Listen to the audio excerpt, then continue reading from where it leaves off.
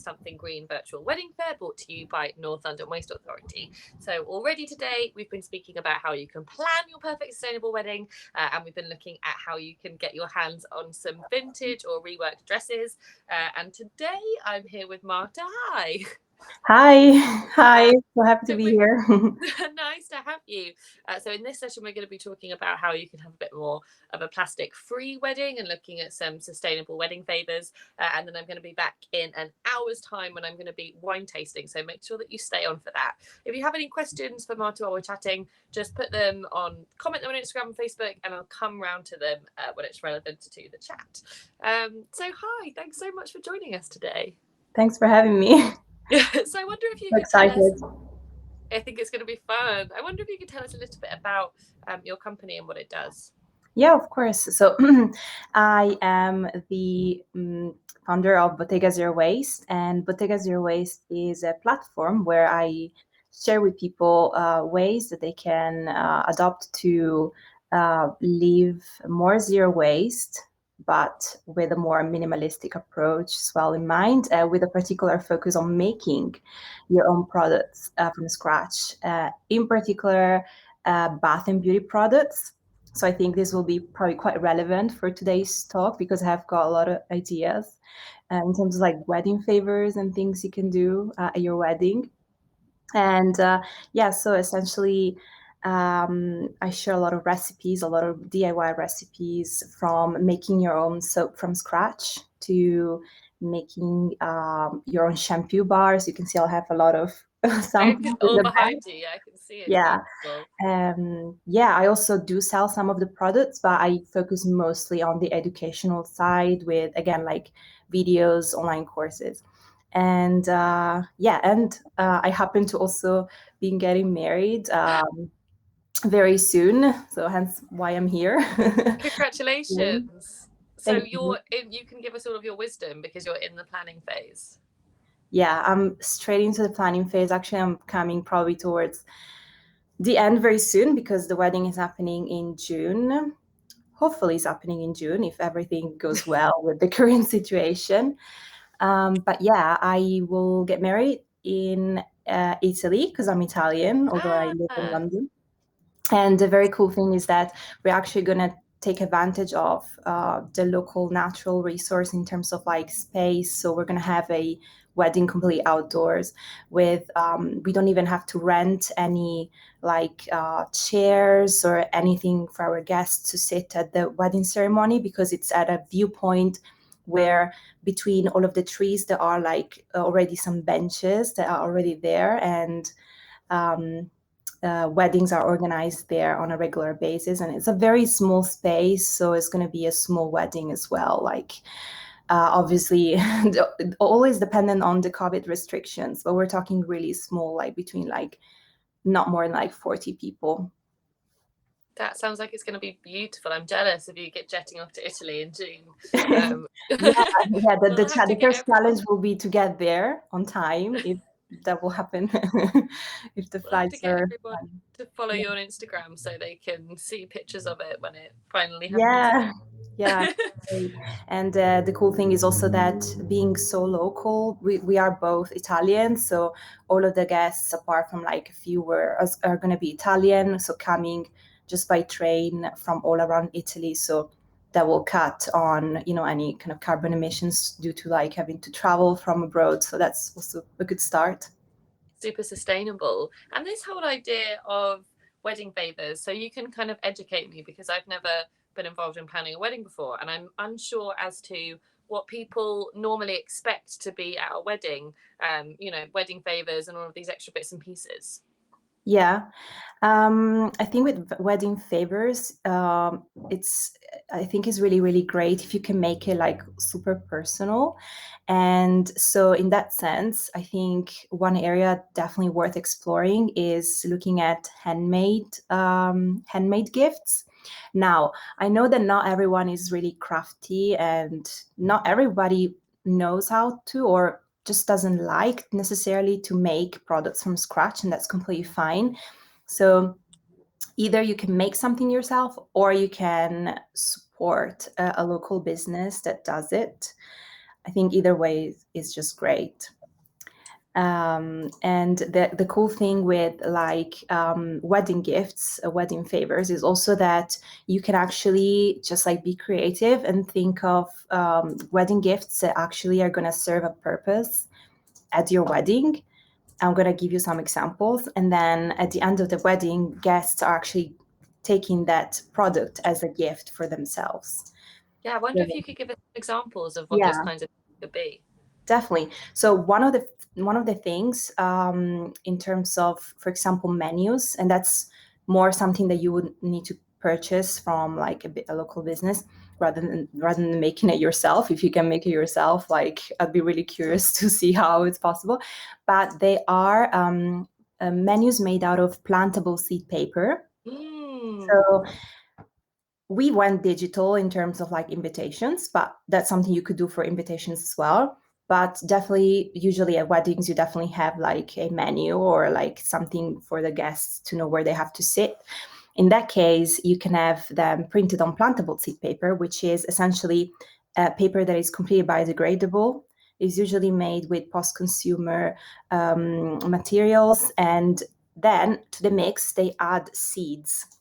And so what happens is that when you actually, when the wedding is over, people can actually take that card away with them and they can plant it and something can grow out of it. The paper compost like biodegrades away and you get a flower or herbs depending on how, like what the paper had inside. I love that idea, giving somebody a little kind of present that lives on after Yeah. that, because it's such a short day otherwise, isn't it, to have something that you can remember for a long time afterwards. Yeah, definitely. You can have your menu designed in a way so that it's not just take this menu. It's more like personal, like it's something maybe on the back you can write like, we really care about sustainability, so we don't want this to go to waste, plant it afterwards, that people, maybe you can put some instructions on how to do it that normally like you can find very, very easily on the website that sells the paper. So we're definitely going to be doing that. Yeah, that sounds amazing. What are some of the more, I guess, traditional wedding favors that people might expect? The only thing I can think of is like little bags of almonds. I always see that in the telly that that Little people bags of give what, sorry? little bags of like almonds people Oh, give at desserts and weddings. almonds. Yeah, but I'm Yeah. wondering what else are the kind of more traditional, maybe more less sustainable alternatives that people might be used to getting at weddings. Something that is not sustainable. Mm. I'm not entirely sure because I haven't really been at very many weddings myself. I don't have that experience of getting a lot of wedding favors. If Um, anyone knows in the comments, we're wedding novices. So if you've received some favors that you think I have no idea what I'm going to do with that, yeah. then you can Oh, let us know. yeah. Maybe it's even something. I think sometimes it's not even about gifting something that it's like in plastic.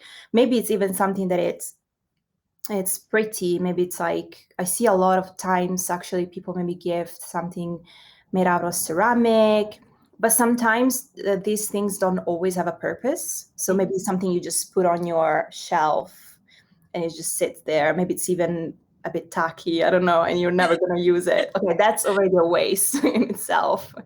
So I think the key here is to try to find things that are super, super, super useful. So you could give something that people are going to use, even if it's not necessarily something that is going to biodegrade, right? Like plantable seed paper. Absolutely. So a good example of that would be the kind of beauty products that you're talking about. So I know that you've got some Yeah. samples of the soap that you make here. So I Yeah. wonder, is that something that you teach people how to make at home? Yeah, exactly. So this is a good option. Handmade soap, for example. I teach people how to make soap from scratch. Now, with soap making, there is something that people should know that sometimes they don't realize, but there is a little bit of like in any craft, there is a little bit of a learning curve. Mm-hmm. But other than this, there are two things that you need to know if you are thinking about making your own soap. And the first one is that making soap from scratch has some safety concerns in terms of soap is a reaction between oils and a very alkaline solution, which is very caustic. So you need to wear protective gear and follow like a certain, some safety steps. And I don't want to scare anyone, but with soap making, you kind of have to scare people a little bit at first because they do need to be very, very careful. Yeah. Okay, so that's something I think people should know, because maybe they have no idea what involves making soap. But Yeah, I once have no you, idea. yeah, once you passed all the checks, like you know what you're doing. I have some tutorials on my website and YouTube channel. Just look for Bottega Zero Waste. Once you're confident with that, then the process is really easy. You just pick your oils and then you calculate how much of the alkaline solution you need, and you mix them together, mix with a stick blender, pour, and it's done. But after that, that's the second thing people should know, is that after you pop the soap out of the mold, because you have to let it harden and you pop it out Sure. of the mold, you need to wait for about a month, if not sometimes 6 weeks, before you can use the soap. That's really interesting. Why is that? Because remember, we added the sodium hydroxide, this alkaline solution. It's called sodium hydroxide. We say that the soap needs to cure, kind of like cheese, because all of these caustic ingredient has to evaporate out. And then what is left is just basically a solid block of oils and butters, and it's safe. It's like very nourishing for the skin, and it's not drying. So what you're saying is that if people want to do this, they need to plan a little bit Yeah. ahead of time so that they're not making soap the week before that nobody can use. Definitely. No, it's not. It's not. I mean, you can do it, but then you have to tell people don't use it for a month, and then it's your responsibility. Nothing so horrible is going to happen, but people are going to like dry their hands, and it's just like plan in advance. For example, for my wedding, I'm going to definitely start in just a couple of weeks, already make the favors for my wedding. So little soaps, and I wanted to show whoever is listening in, that they can do different things. So you can either do like small, this is like actually really, really handy. You can do like small Yeah. soaps like this and put them together. Maybe you can do like two together with some like twine. Or you can do like a bigger soap, like a regular size soap. This is made with a mold, like a silicone mold. And or you can even do something more fun, like some decorations. This is a Oh, little that's bit more, beautiful. it takes a bit of practice, so maybe you want to go for one color first. Even mine is like not perfect at all. And you can even something really cool I've seen people doing, you can stamp it. You can have a stamp custom made with maybe your initials, and you can like stamp each soap so that people know it was the soap from the wedding. That's really, really beautiful. So, and how much would it cost people, say, if they wanted to make, they've got 100 people coming to a wedding and they want to make these favors? I'm interested in, how much it might be to make that much soap. Yeah, that's the great part about soap making, which is like so inexpensive. So what you need to do is, if you want to make it yourself, all you need is to pick the oils that you're going to use, and you can make soap with as little as olive oil and coconut oil. That's it. Wow. I have a tutorial on my website. And so you buy the olive oil and the coconut oil. How much is that going to cost? Like less than 10 pounds, probably. And then you need to buy the sodium hydroxide, and that comes in one big bottle. It's in plastic, but it lasts forever. Like 1 kilo of caustic soda will cost less than 10 pounds. Wow. And you can make hundreds of soaps with it. Literally, like it's really, really, really cost effective, and also is really you can decide to make a small batch of maybe, I don't know, like even one soap or 10, or in the same go, you can make like 5 kilos. You just need a bigger mold, and it's very, very easy to scale, essentially, depending on how many guests you have. I love it. It's such a nice idea. The kind of idea that somebody would get something which, you've spent the time making that is actually useful. And I guess all of the things that we've been talking about when we've been looking at weddings is just that little bit of extra planning beforehand means that, you know, you don't end up with lots of things that are going to go in the bin, and you create something which has a story behind it and Yeah. makes people feel a bit special on the day. Yeah, definitely. And then of course, if people are not too confident at making the soap from scratch, they can support a local business. And I really want to point this out, because there are a lot of businesses that obviously, if you buy it from a website, like maybe it's going to be more expensive because you pay the full price. But a little tip, some soap businesses do offer the option of making like they sell you like a loaf of soap, for example.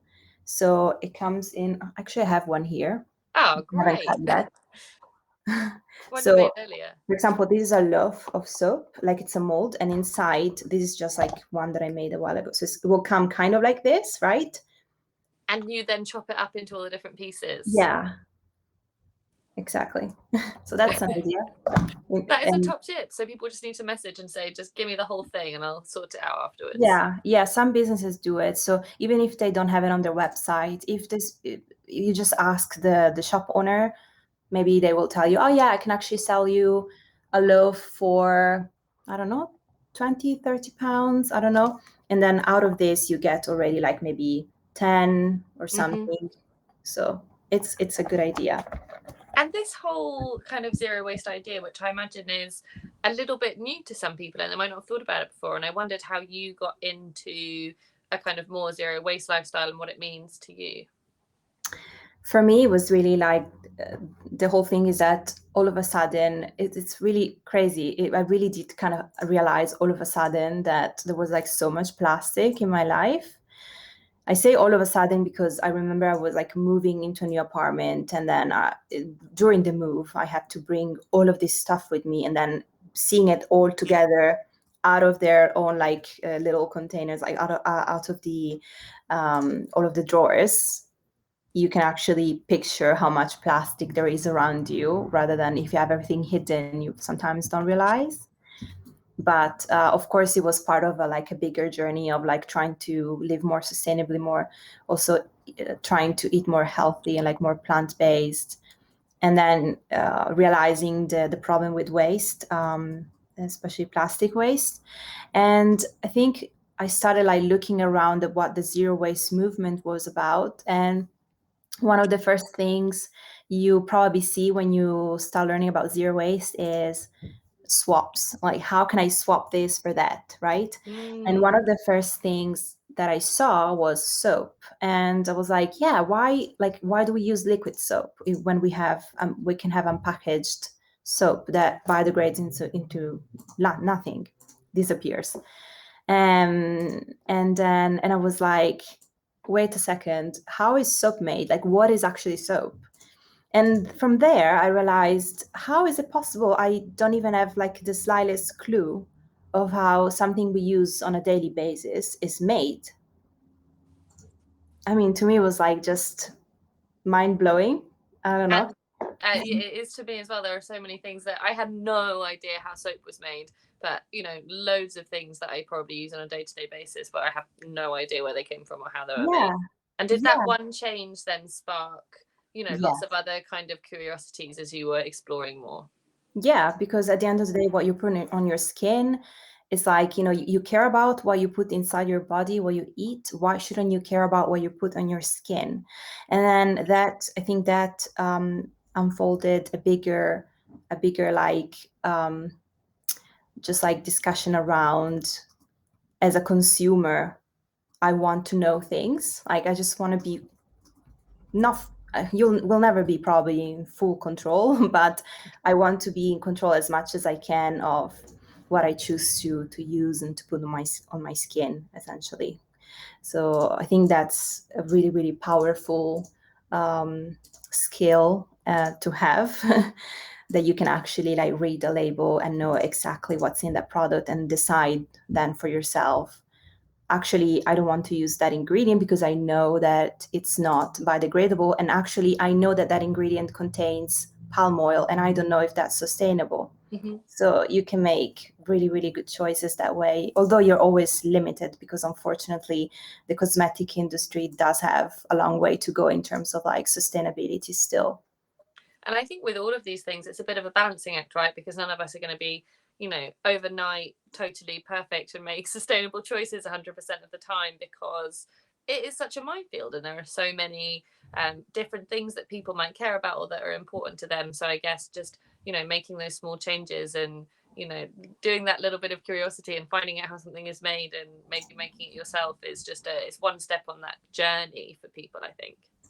Definitely. Yeah. And I really want to point that out. This is not about being perfect in this journey at all. Like, I am not perfect at all by any means. I definitely still have plastic in my life. I did manage to reduce it. I managed to maybe, like make better choices, but I'm not perfect.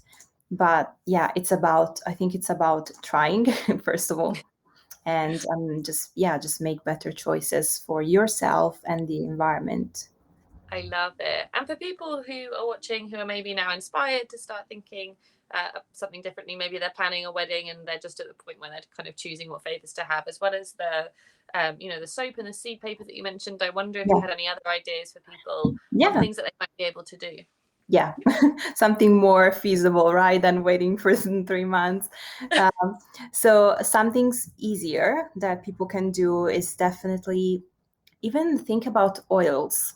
So oils are something that can be used in skincare, for example, in so many different ways. And it's something literally like anyone can make. Meaning that, for example, you could give as wedding gifts something like a mix of different oils that are good, maybe that you can use for your skin and you can use to moisturize, even just like even like your body. Let's say you're having a summer wedding, then it's something you can do you can like put on after sun exposure to soothe Mm, irritations. And do you know about oil cleansing?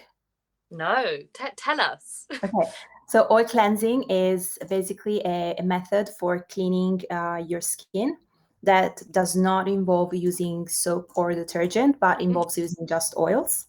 And is based off of the idea that oil is able to dissolve oil. That's like a Okay. chemistry concept. So when you put oil on your face, let's say you have a face full of makeup, you put oil on your face, you just massage it. While you do that, the oil is going to start dissolving all your makeup and all the Mhm. dirt. And then you just take a cloth, just with some hot water in it, and you put on your face, and the steam is just going to dissolve any little leftover oil that hasn't been absorbed by your skin.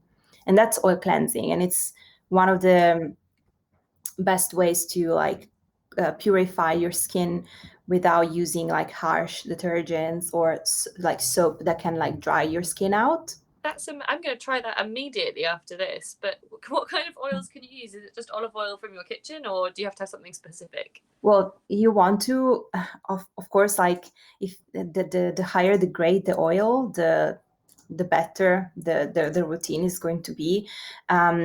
Definitely look for, but first of all, you need to consider that some oils might clog pores more easily.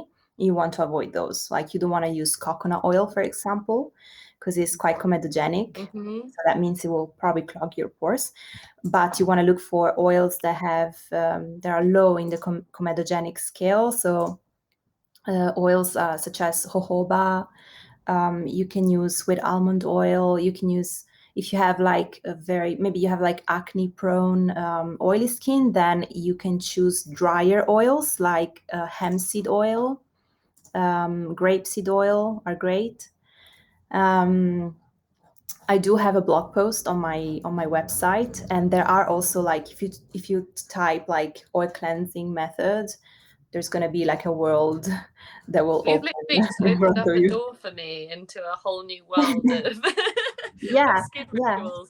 And I guess this is an idea that then, you don't necessarily have to, if you're not very crafty, spend a weekend making soap, but actually if you buy some of those oils and then package them down into Yeah, smaller pieces for people, they have something that they can take home, yeah, with some instructions from you and some words on why you chose that particular thing, as a special favor. yeah. You can do that, and you can do beard oil for men, for example. So it doesn't have to be just for women, even though men can definitely oil cleanse. Nothing, totally fine, nothing wrong with that. Or you can do little, also with oil, you can do little perfumes. So if you mix oil with essential Mm. oils, you can do like some roll-on perfumes. That's also like quite nice. And the great thing is that the packaging, let's say you get the little bottles in like maybe glass or aluminum, usually glass, but the key is that that can be reused. Yes. So you could give like the oils with the ingredients, and then maybe could give little instructions on the back if you want to give it like an extra touch, like how to reuse. Add 50, like I don't know, like 2 tablespoons of this oil, 3 tablespoons of this, and 1 drop of this essential oil, and people can like redo it when it's done. Amazing. So I guess the whole idea is that you're kind of having a think about every part of the process, and not just what can I give my guests on the day because I'm supposed to buy them something, but how can I, make something that will be really useful for them and that won't end Mhm. up in Yes. landfill. And I think I just want to also add, I think it doesn't, we're talking a lot about skincare, just obviously it's something I kind of specialized in, but you definitely can do this also with food. If you Mm. don't feel comfortable with the skincare, you can do wedding favors with food. Similarly, you can do like, you can hand make something like like a jam, a marmalade, if you know how to, or something easier. You can bake some cookies. That's going to be like a shorter term, maybe kind of gift. Maybe marmalade is better. Um, so that's another thing. And also another idea that I forgot to add was plants. That's such a great idea. So give people little Yeah. plants as favors. And when I was talking at the beginning of the live, I was saying that the great thing is when you can actually think of wedding favors that are going to serve a purpose in your wedding, but actually then people can bring them away. They're not going to be a waste. Plants are perfect. Like in our case, we're going to have plants instead of flowers for the decorations on the tables. And if you some of these plants are going to be smaller, so we're thinking, oh, actually some of them we can tell people to bring them home with them as a wedding favor. That's really beautiful. And then the rest of them you're going to take to have in your house to look Yeah, after for. if you have like, I have a garden where I'm like close, it's like a place where we go every time, so we're going to take home. So if you have like a garden, or just like you can, if you have like enough space for plants, you can just bring them home with you as well. It's a really beautiful idea. Someone's just asked quickly in the chat how long you've been making soap for. How long did it take you to get to this point? So I made my first soap in 2018. I think it was like May or June 2018. And I remember I basically stayed in this like soap bubble for like the whole summer, and I was making soap like crazy. From like June all the way until August, and I literally never stopped. Like I tried so many different colors, all natural colors, and then after that, I decided to launch my own business and also sell some of the soaps. But yeah, but in terms of like learning, it's not really difficult. It's definitely something that anybody can try. I think with the right steps and direction and with the right safety measures, is soap making is amazing. It's so therapeutic as well. And what's your favorite soap? If you could pick one for people to try first, what would it be? I think maybe this one. So this, can you see? I can see it, yeah. So this one is very simple soap made out of olive oil and coconut oil. Mm-hmm. But to make it extra special, I added in some oats. Oh, And this is lovely. like, it's oat flour, sorry. So like ground oats, you can grind it yourself, and it gives a little bit of exfoliating effect. And the oat flour contains saponins, so Mm-hmm. that means it will also contribute to the lather a little bit, and plus it's super soothing, so it doesn't it helps like keeps the keeping the skin nourished. But you can make soap also out of food waste. For example, you could use oat pulp and not the flour. You know, when you make if you make oat milk, or if Yeah. you have that leftover, or coffee. I don't know if I have one over here. I think this. There are so many soaps. I love it. Like this one is made with tea grounds.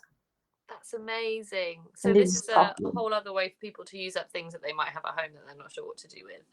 Yeah. Fantastic. Well, we're coming to the end of our time. This went so quickly. I was so engrossed learning about oil cleansing, which I'm going to go and try in about 2 hours. So thank you for that. But if people want to get some of these DIY tutorials and maybe give it a go themselves, where can they learn some more about it? Yeah, definitely. They can visit my website, so bottegazerowaste.com, or YouTube, also Bottega Zero Waste. And I have a lot of blogs and also online courses, and yeah, just a lot of tutorials. You can even go on to my Instagram, Bottega Zero Waste, and start from there. It's really beautiful. I definitely recommend that all of you guys go and check it out and maybe try something yourself this weekend as we're stuck indoors not being able to do anything.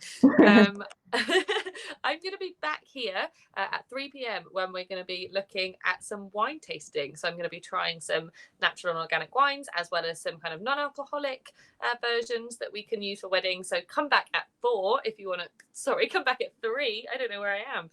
If you want to find out some more about that. And thank you so much for joining us. Thank you so much.